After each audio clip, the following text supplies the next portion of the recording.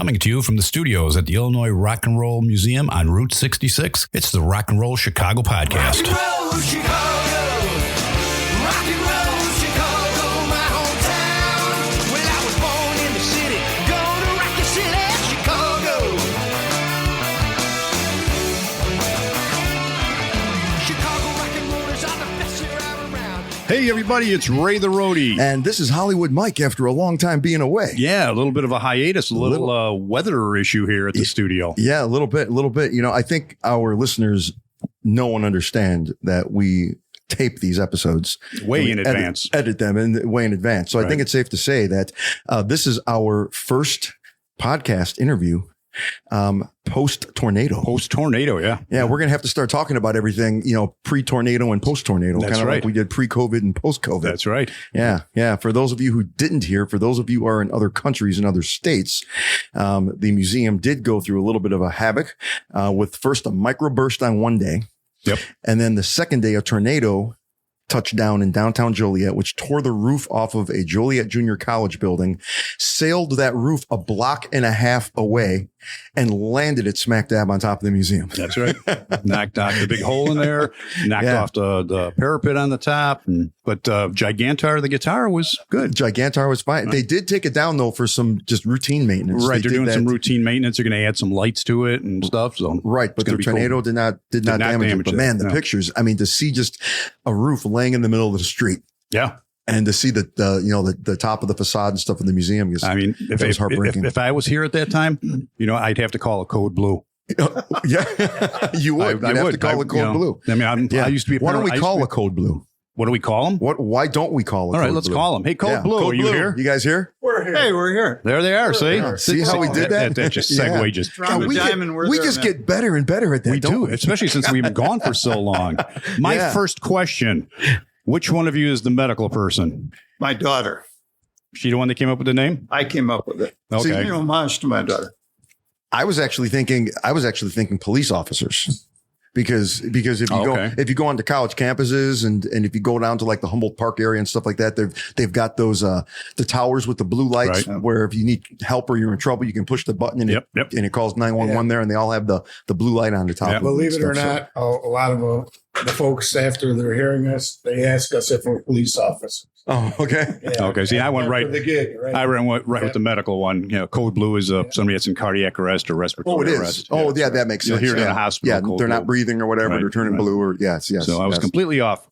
No, that's all right. No, you were right on. So, but where did it come from though? I mean, it was just My daughter was studying to be a nurse, and she Okay. wanted to go be an ER nurse. okay. And she was the inspiration for me coming up with Code Blue, because when you're dying to hear the blues, you got to call Code Blue. Oh, you gotta call there Code you go. Blue. Yeah, but I've watched quite a few of your videos today, and you guys really aren't all blues. No, I mean, no. We mix it up. I mean, you always got one foot in the blues, Right. which is, did that come about because it's almost like a necessity nowadays? I mean, if you want to be in an all blues band, you tend not to get booked as often. Yeah. I think the band started out as a blues band, didn't it? And then when people try to find us on Facebook, if you go just put Code Blue in, there's about 5 other Code Blue bands around the country that will There show is. up. Yep. There is the, So you have to go, you got to type in "We Are Code Blue Band," no separation, and then we pop up. Okay. Well, I first got excited because I saw Code Blue, right? And there's some punk band from Chicago that was around quite a while ago. And apparently they hit a little bit of fame because I saw videos of them from like different places in the country and all bit. And I was like, wow, this will be interesting because we've never really had a punk band on the show before. And then I saw a picture of you guys standing in front of the big Milex sign. And I knew exactly which Code Blue was going to be coming in here today because I'm familiar with the Milex sign, of course. Yeah. Yeah, we had a good time at that place, man. Terry did it up right. Yep. Oh yeah. We're going to miss that place, I think. Yes. It was pretty cool, just like impromptu, not really a backyard jam, but And it drew a great audience, too. yeah. Oh, yeah. Very nice people. And but he's still around. Terry didn't move too far away. In fact, I've seen him about a half dozen times since they officially moved to Indiana. But they've been around quite a bit. They had a lot of great players come through there, too. Oh yeah, Very good players. Oh, yeah. many that we've had on the podcast. It's surprising how many people met at the Milex shop and then put together bands and then ended up on this podcast. It was kind of interesting. The night we were there, it was the last jam that he was doing in the summertime, and his daughter's band Antidote had played, and I'm like, oh, they blew us away. It was like so fascinating to see the young kids playing their hearts out, and his daughter's a great bass player. The guitarist is great. The whole band was awesome, and they do stuff that we do currently, you know, and it's nice to see that they're keeping it alive, you know. Right. I've met his daughter. I've known his daughter for several years, but I actually got to see her play for the first time in about a year. I haven't seen her play in a while, but I saw her play when she had kind of first started playing bass, and I saw her a few months later and a few months later. It's been about a year since I've seen her. And then she came out to the fundraiser that we had for the museum a couple of weeks ago and brought her bass along and got up on stage and played. And I was like, holy shit, this is a different girl altogether. She was really good. Everybody wanted to get up and play with her, but she had to take off. So yeah, no, it was really good. So who started the band and when, I guess? Well, that would be me. I, about 15 years ago, I got back into music. All right. I had dropped out for 15 years and I said, you know what? I got to put this thing together. And we had different players before this band in its state now. And we were called a different band. We were the Full Disclosure Band at the time. And why were you called that, by the way? Because we fully disclosed everything. And so we were together for five years or something like that. And then Joel, our bass player, had left. And then Joel had joined the band at that time. Then we had a different drummer, and we decided one of our friends who came to see us at Oak Forest Ball said, you know, you guys really do the blues really well. He says, why don't you make that kind of your heart and, you know, and the main things that you guys play. And so we decided, all right, let's do that. Let's do blues. Let's do stuff that not everybody plays. You know, we do some Walter Trout stuff that you don't hear. You know, we like to do a little bit of obscure, and that was kind of. And we do the classics too. And the classics. And that was the idea when we put this together. Let's do stuff that not everybody's going to play. You know, so we're kind of different in that aspect, you know. So what caused your hiatus for 15 years prior to this? I got sober. Took you 15 years. I got sober and I left. We were forming two bands into one with 8 players. Yeah. And I got sober and I said, so you know what? I should probably stay away from this for a little while. Oh, gotcha. Okay. All right. So I left the music industry, but I kept on with my sobriety. Right. Well, that's good. That's so good. After 15 years, I'm like Jones and I'm like, I got to get back into this. Yeah. And that's kind of where it took off. Tell them the whole story. You realize that music wasn't really the driving force behind your alcoholism. No, so it's like, absolutely not. Yeah. Right. So, you know, right. And people like, you play at bars. I'm like, yeah, I'm there to entertain. I'm not there to drink. So, you know, so it's easy peasy right now for us, you know. And it was a fluke that I came in around that time because he knew that I had been collecting instruments. I dropped out when I was 18 years old. I stopped playing altogether. Right. I own a company. I started making a little bit of money. So I bought every guitar and every amplifier I ever wanted that I couldn't really afford. And it sat in my basement. I had walls of stuff. And I was at a meeting. Right. And John and I were talking. We run into each other occasionally. He comes up to me and says, hey, Joel, you still got all those guitars and amps? I said, yeah, what do you need? I thought he wanted to buy something. He said, I don't want to buy anything. We need a bass player. Our bass player just quit. I said, John, it's 29 years. I haven't played. You know, I buy these guitars, I play them for a half an hour and I hang them up on the wall and I never, never do anything with it. So he says, well, you know, it's all stuff you did in high school. He hands me 2 CDs, 42 or 3 songs. He says, you probably know everything on here already. I knew 2 songs that were on the CDs. Okay. I never played any of the other. I'd heard them, but I never played them before. Right. And that's how I got in after 39 years being away from music. Right. And by the way, his first practice with us, he just starts doing a bass riff and blues in a key of G. And I'm like, they're going to fit right in. Yeah, there you go. Right. So that's kind of how it started with him and I. Yeah. So what was your business that you were? I'm in the jewelry business. Wholesale. Oh, nice. Yeah. Nice. I Okay. have a small company and I sell to retailers around here. Yeah, I'm in the import-export business. Yeah. Nice. I know what that means. Yeah. Right. So how many guitars do you have? I'm down now. I'm down to 14 now. Okay. But how many did you have? What was at your peak? Probably about maybe 20. Okay, And that's not had, too bad. I had walls full of amplifiers. Yeah. I bought every amp that I ever wanted. I had a wall full of customs, rolled and pleated customs. Yeah, sure, right. But I'm now down to 3, I think. Yeah, Something like that. Well, that's not too bad. I thought you were going to say like 100 or something. No, like that. That's no, not no. bad because I've got 20. So Yeah, that's, yeah. so that's not too bad at all. But the amps I've never gotten into collecting. Amps I've got about 5 amps, but it's not like I got to have this one because it's famous or popular or something Well, like when that. I was in high school, everybody wanted either Fenders, and then Custom came out from Kansas, I believe it was. Yeah, They're made in Kansas. I believe, yeah, They're rolled and I plated believe with so. That's why sparkly. it's spelled with a K. Yeah, exactly. So that's my thing. I love them, but now I'm too old. I'm going to be 73 years old, and I can't hump those things around. They weigh as much as I do. So he talked me into getting into some lightweight stuff, and now I'm into Mark Bass. So I've got a bunch of Mark Bass. Oh yeah, Mark Bass is some good stuff actually. It's lightweight, and it's, I think, overpriced, but a lot of power, and I get a nice tone out of it. So it works out pretty well. I actually play a solid state 210 custom amplifier when we're playing out just because it's so light. Yeah. And it sounds great. Yep. Can't beat it. It's probably the only lightweight custom out there. Got a bunch of Marshalls and all the other stuff, Fenders back at the studio, but I'm like, we're hauling this stuff. We're getting older, But they're actually making some lighter weight, Yes. all tube stuff now too. Right. Those little micro boxes. I think Orange makes one. Yep. I think what are those guys? Bad Cat makes one now, where they're not bigger than like a lunchbox. They're real small, and you can plug them into a 212 cabinet. Sure. And for all it's a Marshall JCM. I mean, it's got that kind of power to it. So interesting. So you're obviously guitar player. You're bass player. Right. Okay. We have Kevin here on keys. Yep. And really, John and Joel are cold blue, so they're going to give you the whole backstory. Okay. I'm just new into it by a few years, and I just enjoy the direction they took. I play the Hammond organ, so they have a lot where I can add to it with that type of music that they put together. He plays a Hammond organ, and you guys are complaining about carrying around a little tiny guitar. It's not a B3. No, it's a clone wheel. Gotcha. Okay. Gotcha. Okay. Not the big Hammond B3. Right. I used to roadie for the Hounds. We had to carry that. Yeah. 32 flights of stairs at Baby Huey's. Mm-hmm. We got up to the stage and then we dropped it. Oh, No damage because it's built like a rock. Right. Yeah. I'm But like, still, and I was young and, we could do it then. But yeah, he's got the SK2.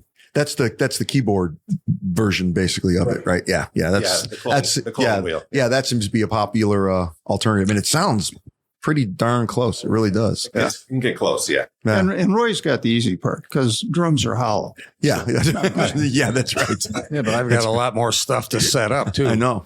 And Joel and I actually go back to grade school. Okay. And then in high school, we started playing in separate bands at first. Right. And then after a while, we got together and played a band. And then he quit after that. So then I went on somewhere else. So I started playing drums at 12. Right. And I taught myself how to play. And I got my first set of drums from my aunt, who played drums in a cocktail band, nice. for supper clubs and stuff. Yeah, right, Cool. right. Yeah. And she had a set of drums that my grandfather bought them at a garage sale. Probably bought them in the 50s, and they were old then. Mm-hmm. And the name on it was WFL, William F. Ludwig. That was before the Ludwig name was the only thing on the drums. That's how old they were. I hope you still have them. No, they're long gone. Oh man. Long gone. And then the bass drum, because all the heads were calfskin. Yeah. Right. And the bass drum, the front head, had the black and white Guernsey hair on it still. Oh, geez. Every time you would hit the drum, you'd see the hair going like this. Oh, amazing. Wow. That is an old set. Holy crap. Yes, very old. Yeah. Old jazz and like you said, ballroom type kind of. Sure. Yeah. And then stuff. she bought a Volkswagen, and she ended up having to buy a set of Slingerlands that were much smaller. So she couldn't haul the big ones in her Volkswagen. Right. But that's how I got my first set of drums. Yeah. Excellent. Yeah. That's a good story. Well, since we're talking stories, I'll give you my story, how I first started into this business. And I was, after my 8th grade graduation, with the money that I collected from the aunts and the uncles and everybody, I decided that I wanted to be a bass player. So I went to Goblatz in Hammond, and I was going to buy a bass, but they were out of basses. They sold out. So I ended up buying a 6-string TS Go Sunburst with a little amp, with the 5-inch speaker. Uh-huh. My mom used to yell at me to turn that down all the time, and that's where it took off. I can play bass a little bit, but nothing like this guy over All right. here. Just be cautious, everybody, if you hear anything crashing or whatever, because that could be worlds colliding. Because I think that's the first story I've ever heard about a guy walking to a store to buy a bass and comes out a guitar player. Yeah. Usually it's the other way. 6 strings. This one's only got 4. I'm We're going gonna have with to get this. Superman to fly around the world and reverse that back where it's supposed to be. That's interesting. Yeah. What was that guitar you bought? Tisco, however you pronounce it. Wow. Tisco. That wasn't the Sears Roebuck one, was it? No, that the was- Sears Roebuck. No. Those are silver tones. Yeah, those are That's silver right. tones. They were silver Yeah, tones. Silver tones. Yeah. And then Paul. Harmony with the same silver tone. Oh, was it really? Yeah. Yeah. Okay. Made by the same factory. Yeah, and then I think Paul Stanley from Kiss like saved their entire business because he started playing them in Kiss, and everybody saw the name on an actual guitar that wasn't something you bought out of a catalog. Yeah. Well, it blows me away. You see old Dan Electros Oh, I know. redone now, and Yeah, you see some major players. and some of them are good. Some of them are really cheap, but some of those are really good. Some of those Dan Electros, they're like handmade the way they were back in the 60s. Right. Yeah. But then you can tell the ones that are cheap because, I mean, the bodies are plastic and you can almost squeeze them and crack them. But I know a couple of guys that actually went out and bought those. They play the Dan Electros, and then Dan Electro also has a line of pedals that's pretty good. Oh, I know. And a couple of years ago, Harmony came out with a really cool guitar amplifier. It's covered in blue leather Tolex and everything. And you really want the vintage sound. These guys are playing these Dan Electros and these Harmony amps, Cool. and they sound really good. I was really surprised at them. So, yeah. So what was the year that this whole thing started for you guys? I'm not really sure. Well, I think About 15 years, I think, isn't Yeah. it? No, I got back into it 15 years. So I would say you joined us probably 13 years, Okay. 12, maybe Yeah. 13 years Okay. ago, where we started hooking up, playing together. And yeah, we've been Code Blue probably for 7, 8 years now, I think. Right. So were you the first 2 members, or who were the first? Who were the original members? Well, John and I were founding members. You were the Code founders. Blue. You guys So started. we were playing with his original band. Okay. I came in after he had the original band called Right. Full Disclosure. Yeah. So, and that's how I got back in. That's right. I wanted to go back to that. What was it you were disclosing? It was like full disclosure. I don't know how we came up with that, but, Is it? you know. I mean, Yeah. was it disclosure meaning like you just started stripping naked, or was it? We weren't doing anything crazy like that. It's been so long, I can't remember how we came up with the name. How many guys came up with the band name because it sounded cool? Yeah, That's right. Right. I guess so. The Yeah. story that somebody told me, one of the original members told me, is that you guys were playing with some guys that thought you were never going to get out of the basement. And when they found out that you were, or Lori was booking the band, they got kind of cold feet. And from that point on, it was full disclosure that you were actually going to go out and play in public Yes, rather than sitting in yes. the basement. Our drummer at the time and another guitar player, they didn't think we were ever going to play out. We started doing open mics. And they're like, "Oh, what do you mean we're going to go out in public and all?" Yeah. So it's like, yeah, we are not just going to stay. in the That's basement, what that's the goal. That's the Yep. point of this. right. And when they found out, did they take off, or did? No, they stuck around for a little while, and then they ended up getting fired eventually. But Right. Well, I think it's time we take a little bit of break and let's hear some of their music. I was just about to say, I didn't see any instruments. Are they hiding around? Yes, or there's somewhere? one right behind you. Oh, well, that's So why don't we take a the little eyes in the back of my head aren't working right now. Yeah, so we'll be right back. All right. You're listening to the Rock and Roll Chicago Podcast. I'm Christy from Crime Cave Podcast. I've had a huge interest in true crime since my days of watching marathons of Snapped back in the mid-90s. I needed an outlet to talk about the cases that have haunted me for a very long time. With each episode under 20 minutes, I shine a light on some of the most bizarre cases in the last 50 years. Join me in the Crime Cave. Hi, I'm Rick Anthony. I'd like to thank my radio brothers, Ray the Roadie and Hollywood Mike, for allowing me to tell you about my podcast, the Someone You Should Know podcast. We spotlight musicians, authors, and interesting people, and we like to say we're making a difference one artist at a time. The podcast is heard twice a week on Mondays and Thursdays, and you can check it out on your favorite streaming platforms and on the web at someoneyoushouldknowpodcast.com. That's the Someone You Should Know podcast with me, Rick Anthony, making a difference one artist at a time. And somebody call the authorities because we got a code blue happening right here, everybody.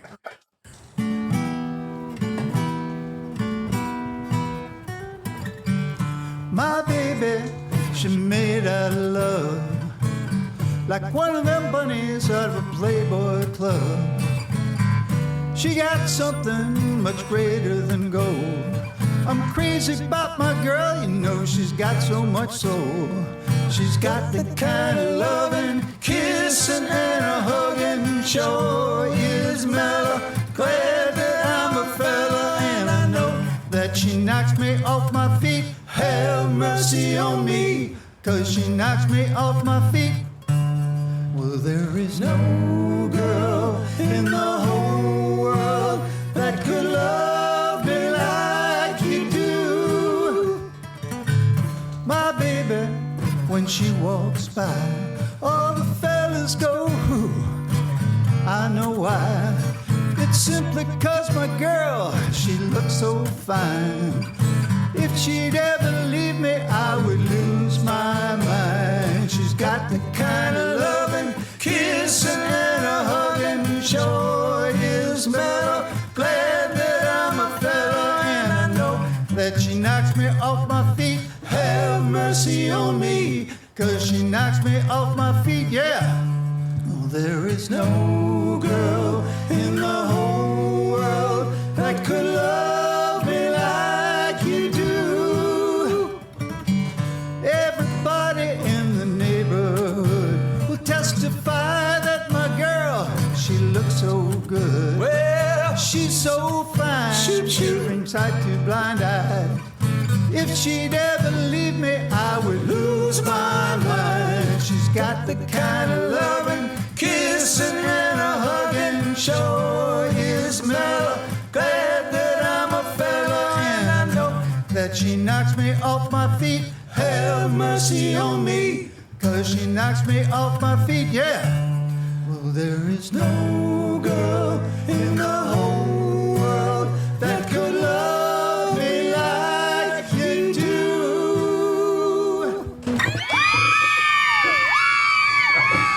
All right. Nice. Did I hit the right button? Oh, thank you, ladies. Thank you. Oh no, just for the band. Oh, that's for the band. I'm yeah. sorry. Yeah, that's right. It's never for the bass player, I can tell you that. Well, guess what? What? Another band that gives the drummer a mic. Well, you know what? It's very rare that they give the drummer a mic. Yeah, I wasn't going to say that, but I mean, yeah, that's kind of scary. I mean, Yeah. you're taking a big chance putting a microphone in front of your drummer. I've been singing my whole life. Okay. It's not singing; it's what you'd say in the microphone when you're not singing. That's the reason why we don't give microphones to drummers. If I couldn't sing, I wouldn't want to play. Singing is what I really am into. No. I love playing the drums, Oh, good. but I love to sing. Okay. Because my aunt who played the drums, she was a singer too. Right. He goes out karaokeing all the time. Now, do you sing any in the band? Oh, I yeah. sing a lot of stuff in the Oh, band. good. Yeah, because I mean, I think that impresses the heck out of people when they go and they see the drummer singing and playing at the same time. Yeah, we Yeah. kind of switch off. medley you came up with? Came up with a Motown medley for us. Oh, yeah. Yeah. We Selling the just- whole thing through 17 minutes. Right. Wow. Nice. 9 songs. So who does that song that you guys just played? The Buckingham. Buckingham. Oh, it's the Buckinghams. And it was originally written by Joe Zawinul. I'm sure you know who that is. Oh, yeah. Okay. He wrote that song when he was playing with what's his name, the sax player, the jazz guy. Which one? Yeah. Right. I don't know. Not I'll think of Miles it. Davis? No. Yeah. Miles Davis plays the trumpet. That's a trumpet player. Trumpet. A saxophone player that he was playing with. No, he's much older. Yeah. No. I can't think of. I'll think of it in a second. Yeah, no, that was. I don't know what was going through my head, but I was thinking like, I was hearing your harmonies and stuff, and I was even thinking stuff like Fifth Dimension or something like that. It kind of had that groovy sound to it. That was pretty good. Interesting. So is that more of the kind of stuff that you guys play, or are you more heavily into the blues stuff more than that? We do some of the Willie Dixon stuff, the old blues, Coco Taylor, ZZ Top. Walter Trout is one that not many people know, right? Unless you're really into the blues, So if people were to describe you, how do you think they describe you, as a blues band, or what would they call you? I would think they would call us a rock and roll band. Yeah, I think so. The makeup of the music has changed a lot since I came into the band about a year ago. Okay. Because I added a whole different dimension of singing to the band that they really didn't have before. Mm-hmm. I mean, we actually do at this moment. Billy Vera. The Billy Vera and the Beaters song. Yeah. We do that. No band does that song. No band does that ever. Except for Billy Vera. Yeah. Right. Is he still around? Yeah. Oh, yeah. Is he? Yeah. Yeah, we do Stevie Ray Vaughan. A lot of I've seen that stuff. Almost rock and roll type blues. I've seen a video with Stevie Ray Vaughan. I've seen you guys. I saw a video with you guys doing LaGrange. I don't know. There's like 4 or 5 of them that came up right in a row, and I saw them, and they were like your basic standards, kind of things. Yeah. What are some things that you guys do that you wouldn't think are typical? You said you like to play stuff that people don't hear, and you mentioned Walter Trout. But what are some of the other things that just if people want to go out and see who's the pitch guy? Who's the guy that goes out and finds the gigs? Who's the pitch guy? The three of us. Yeah. All right. Go. So give us the 30-second elevator speech. We're a local blues player. We're a local bar band, basically. Okay. But we do a lot of hard driving blues, so everybody can dance for the most part on almost everything that we do. I prefer the blues, which I got into because of John, because I never paid any attention to it. I was early 60s type of stuff. Sure. That's because I dropped out when I was 18. Right. So we were just going into the 70s at that point, and I didn't like what's happening to music. I didn't even listen to music for a number of years. And so when we got, together with when John and I got together and we started doing stuff, John decided he wanted to go heavily into the blues because I guess he had a good background in it, but I think we were forced basically into doing rock and roll because I went to a lot of bars and say, the blues doesn't really make it here. And it was funny because I went out and I started interviewing people, just people in general. I said, do you like the blues? Do you like rock and roll? What's your, what do you think about the blues? I only ran into one person who said they didn't like the blues. Everybody loves the blues. Right. But the bars don't. So that's how we evolved into doing other things, So, right. And then, Roy came up with this thing about, doing some Motown stuff. We were doing Take Me to the River. That was the only kind of Motown stuff we did prior to Roy coming in. And he had this idea about putting this montage together. And we played it just a few times now, and it's gone over really well. Right. So that took us in a whole different direction altogether. Yeah. Isn't that crazy? You're exactly right. Whenever you start talking about the blues with somebody, mainly people who aren't musicians themselves, you just say, what do you think of the blues? Oh, I love the blues. It's so great. It's so soulful. I love the sound of the guitars, and they just can't say enough about it. But then, hey, we're going to go out Friday night. Well, where are you going? We're going to a place in Naperville that I used to go to that's not even there anymore. It used to be called Orazio's. I used to tell people all the time, hey, we're going to Orazio's. They're like, no, that's a blues bar. Yeah. Well, didn't you just finish telling me? Didn't you just finish telling me that you love the blues? Don't you? Like, yeah, I don't know if I want to go to a blues bar. Like, okay. So I never quite understood that. The other thing I run across all the time is people like, I don't like the blues. Oh, really? Well, who do you listen to? Well, I like Pink Floyd, and I like Van Halen, and I like Leonard Skinner. And I said, well, you like the blues, you just don't realize it. Right. Pretty much all the music in the 60s was all based off of what the blues players did, that the musicians at the time redid it in their own style. Right. That's exactly what it was. Even Black Sabbath will tell you that, they started off as a blues band, and they, distorted their guitars and the whole, and we consider them to be the godfathers of metal, but they started off just to be a blues band, and they wanted to have this dark side to them. Yeah. And, that's the way it came about. The Beatles and the Stones. Yeah. That's their core, is the blues. Absolutely. And when you talk about, when you talk about starting out, everybody started out in their garage. Right. Or their basement. Right. And they played Gloria and Louie Louie, those kind of songs that everybody knew how to play. The 3-chord songs at a time that everybody could pick up. Yep. Yeah, I don't know if you would have seen this on the clips, but John has this thing where he goes wireless all the time. And he walks out and he's talking to people while he's doing riffs and stuff like that. And people really dig that. And I got into this idea because we were doing a lot of jams, not John and I, but I was doing a lot of jam sessions at Smokey Joe's. And they had a basket full of stuff, noisemakers. So I went out and I bought a lot of that stuff. And I pass it out to people. And, we try to get the audience to feel like they're part of it, you know, and it goes over well. They seem to really dig it a lot. So, that's something I don't see a whole lot of. I don't know if other people are doing that. Right. But we try to get the audience involved. We actually asked the audience to sing along on the choruses and some songs. John had the entire room going a couple of weeks ago. Yeah, when we played at Crestwood at the office, we were doing All Night Long, Willie Dixon, Coco Taylor's version. Yeah. And then I told the guys, I says, let's bring it down really, really low. And then all you could hear was the audience on the refrain of All Night Long. Right. I'm like, man, I wish I would have taped it. Yeah, right. Because it was so cool and it just touched my heart and like the heart of these guys too. It was like, that's awesome. And then we tried it at our last job. And it didn't go over so well. So what are you going to do? Audience at the office beat the other guy. Yeah, that's always a risk you take when you do something like that. Man, even though you didn't write the song, it always feels good to hear the audience singing it back to you. Yeah, no, it's make the audience feel like they're part of the band for the evening, not just there to see a show. Right. They're there to participate in a party. Yeah. And I've noticed we usually start with Mercy, Mercy, Mercy. And it's amazing to me. I look out in the audience, and our audience is a little bit older, older than you guys, and everybody's always singing along with it, which makes me feel good because we're bringing something back that probably a lot of people put away a long time ago, but it's part and parcel of what we do. And I get a kick out of that. Right.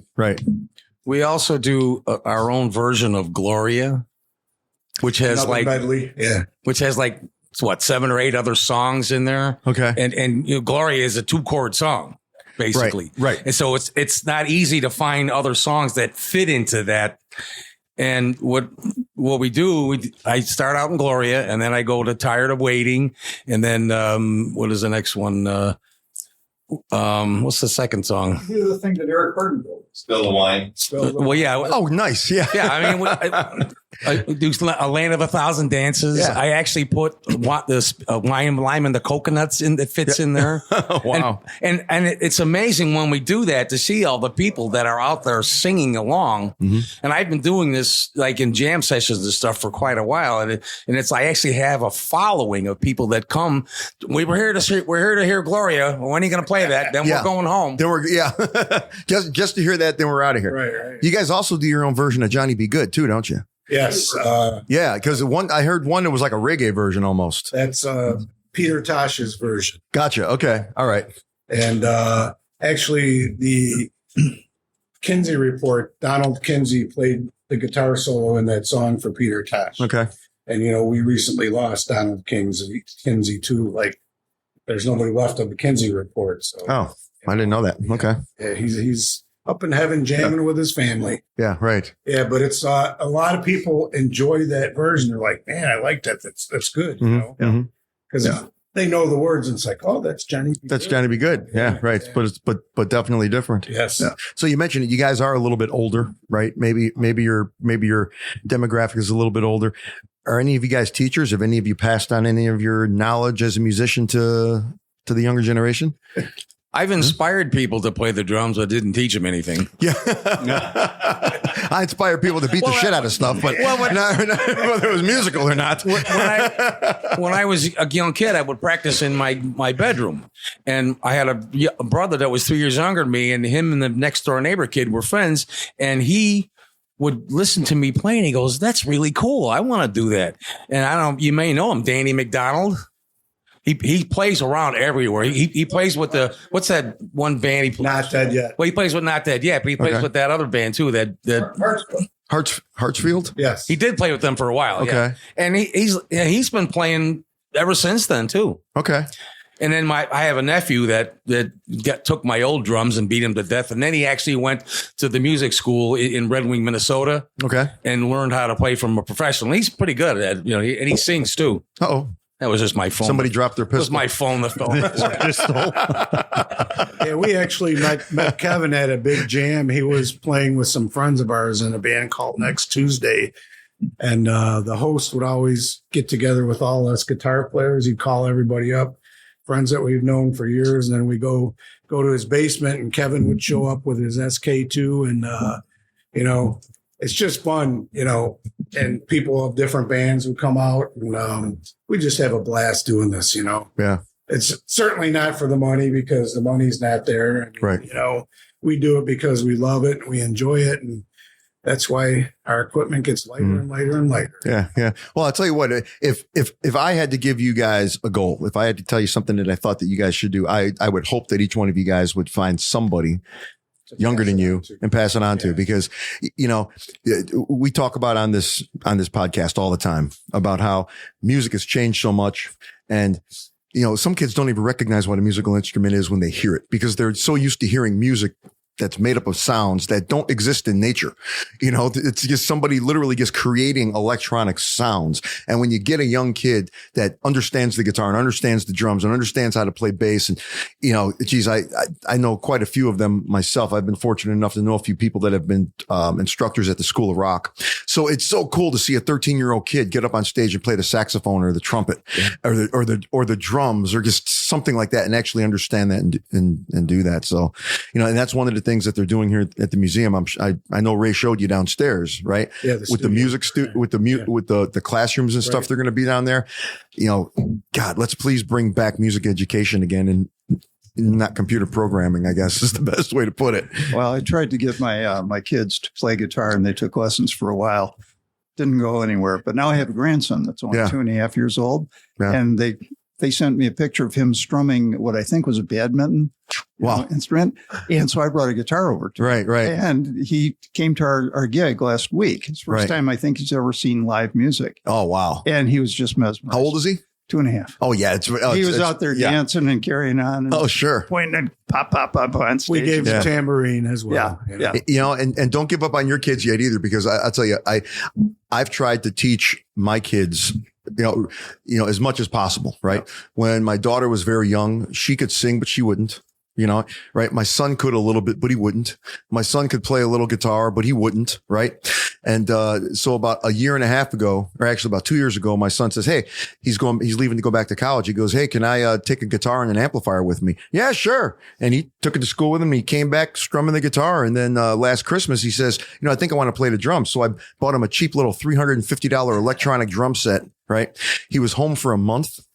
Within a month, he was playing local open jams. I was like, he's 22 now. He's an idiot savant on the drums. Nobody's ever given him lessons, but he plays well enough to sit in on an open jam. It's like, you shouldn't be doing this, after playing only just a few months, but it's so funny.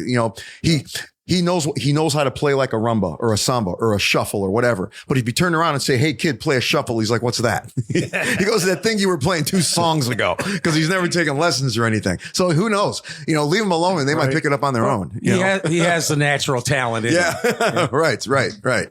And my daughter came to me and said, "Hey, give me guitar lessons." Okay, great. Let's go for it. Where the hell were you guys 22 years ago?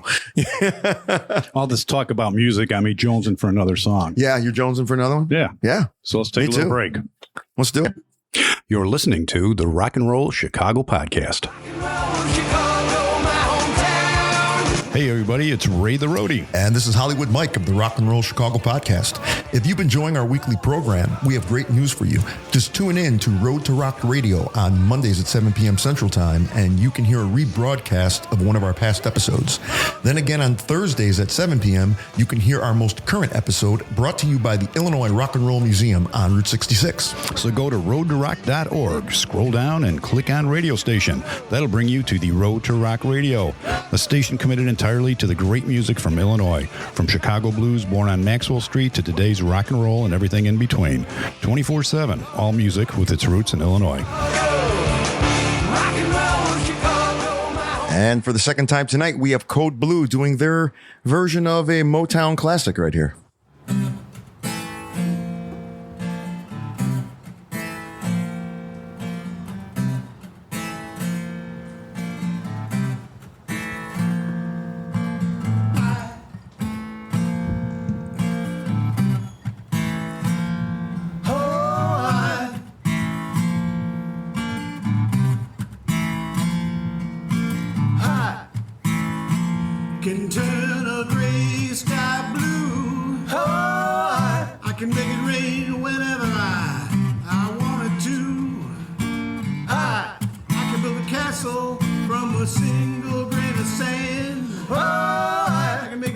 sail on dry land. How happy am I with all the powers I possess? I believe you're the key to my happiness, and I can't get next to you, babe. Can't get next to you. Can't get next to you, babe. Can't get next to you.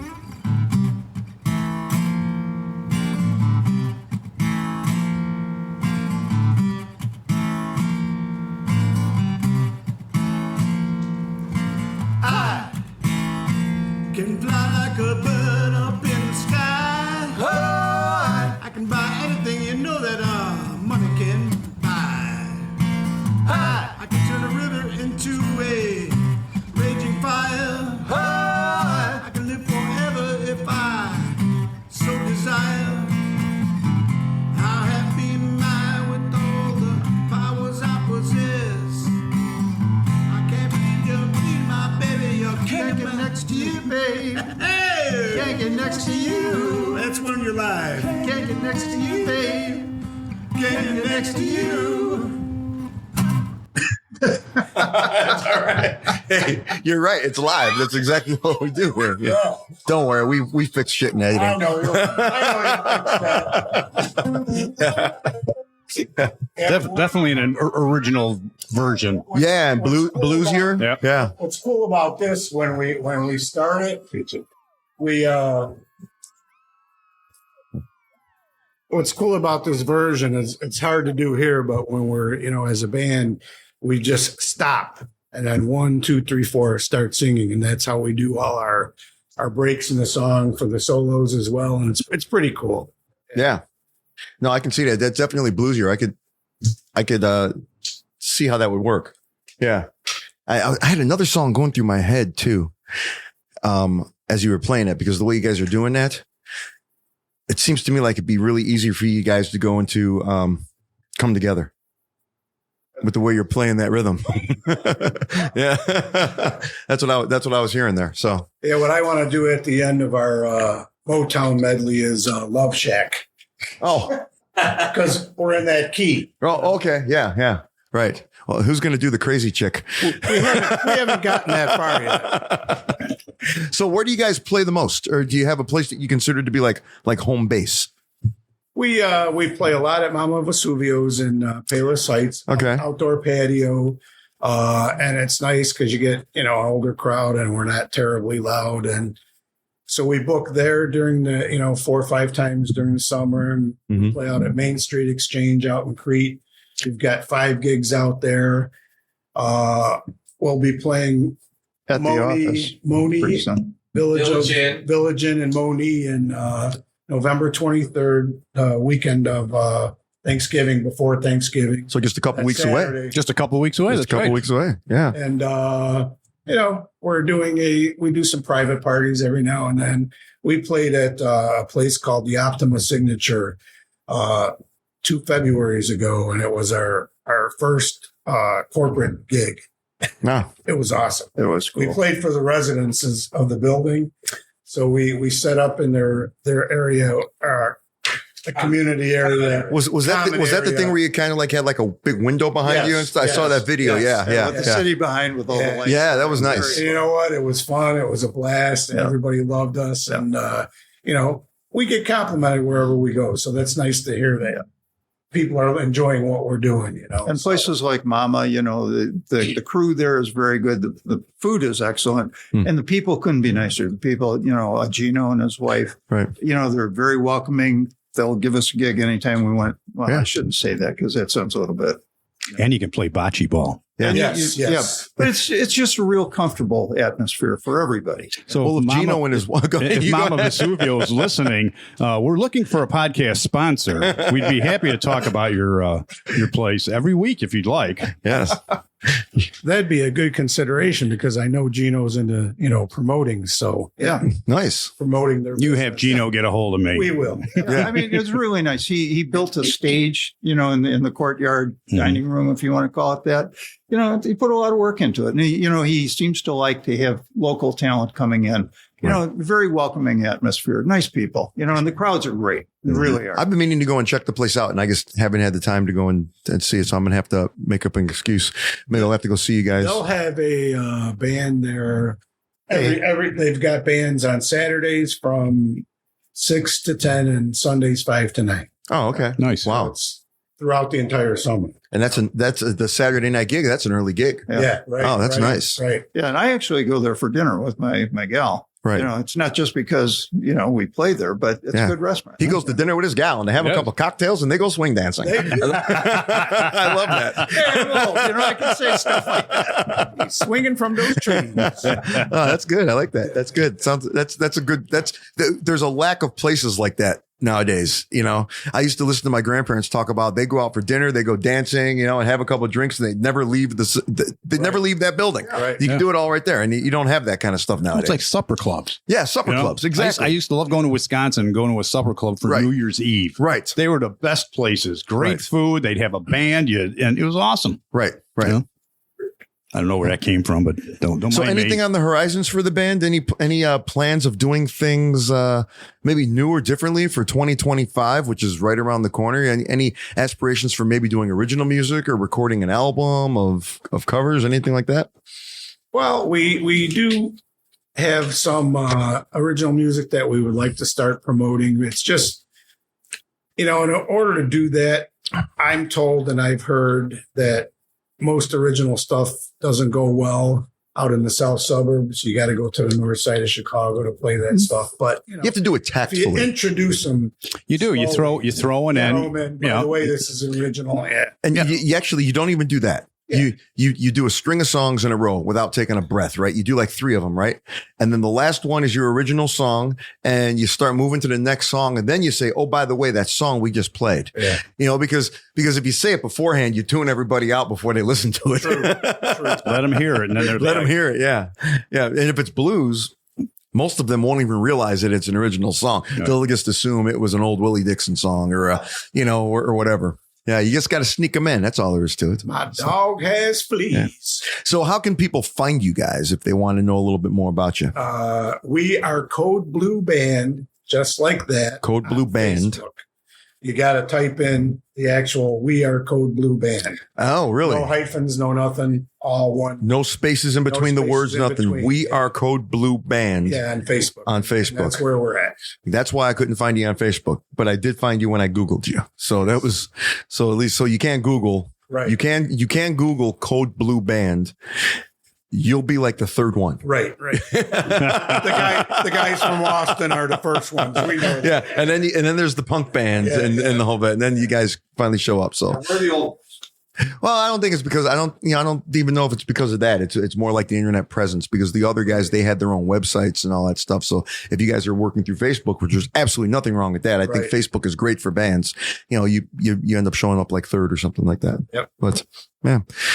Well, I think that's about wraps it up. I think it does. Yeah, I enjoyed the songs that you guys played, especially the first one. I loved the harmonies and stuff on that one, and I think we need to get some people out to go out there and see you guys. Well, I want to thank you for inviting very us much here. for having us. Sure, absolutely. Really enjoyed it. Thanks for coming out. And we will be promoting this podcast November 5th. November 5th. Yes. Right. All right. November 5th, it'll be out. That'll be on our Facebook site. Where do they find it at?